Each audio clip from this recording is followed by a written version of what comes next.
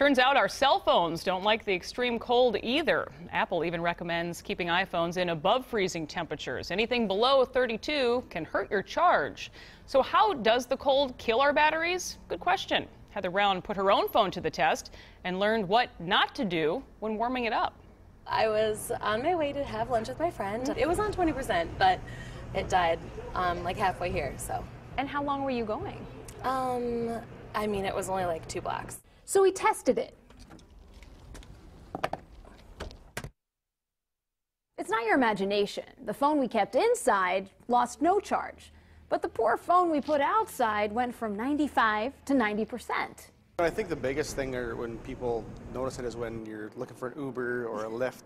The battery's not frozen at that point, but it's something that it's basically slowed down to the point where it's just not operating. Kyle Opdahl is CEO of Cell Phone Repair. Really going to start to notice it at about 10 below. Cell phone batteries produce energy like this. There's a positive electrode and a negative electrode. They live in a solvent with lithium ions that allow the electrodes to interact.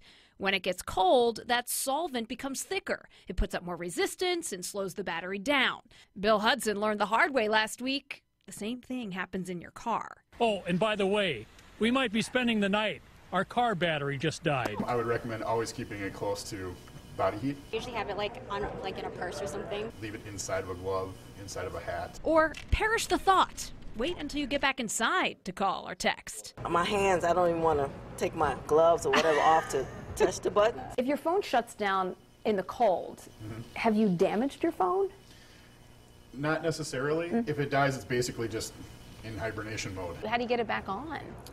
Usually just getting back inside. Bring it inside, set it somewhere warm. You know, don't put it on a radiator or a heater.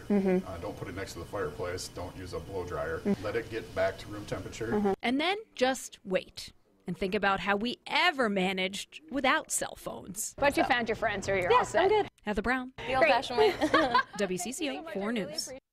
Yep, the old-fashioned way. She met her friend at a place and time they'd planned in advance. Our expert also recommends when you bring your phone inside to warm it up, don't charge it right away. That could cause a short in the battery. Well, once your phone's charged, be sure to send Heather a good question on Facebook or Twitter.